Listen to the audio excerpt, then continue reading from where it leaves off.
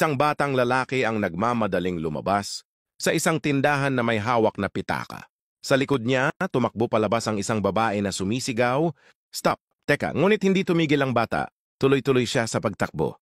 Isang matandang lalaki na nakatayo sa malapit ang nakakita sa nangyari.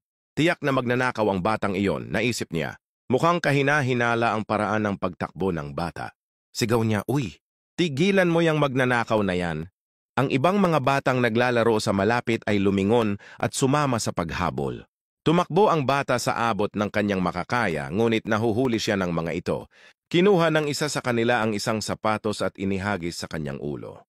Tinamaan siya nito ng malakas at bumagsak siya sa lupa na milipit ang bukong-bukong. Masakit, umiyak siya sa sakit. Maya-maya lang ay dumating na ang mga pulis. Buong pagmamalaking sinabi sa kanila ng nakatatandang lalaki, "Opisyal, nahuli namin siya." Nagnakaw siya sa tindahang iyon.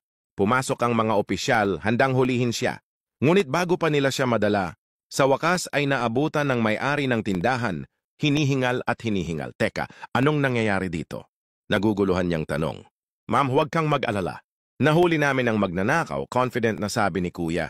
Nanlaki ang mata ng babae. "Magnanakaw? Anak ko yan, bulalas niya." Natigilan ang lahat. Nakalimutan ng kanyang ama ang kanyang wallet at susi ng kotse sa shop kaninang umaga.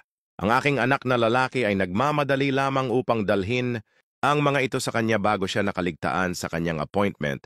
Katahimikan. Nagkatinginan ng mga bata ng mapagtanto ang kanilang kakilakilabot na pagkakamali. Moral. Huwag masyadong maghusga. Maaaring hindi mo alam ang buong kwento. Ang pagtalon sa mga konklusyon ay maaaring magdulot ng pinsala sa mga inosenteng tao at laging hanapin ang katotohanan bago kumilos. Kung nakakita ka ng halaga sa kwentong ito, mangyaring i-like, ibahagi, magsulat ng komento sa ibaba at sundan para sa mas makabuluhang mga kwento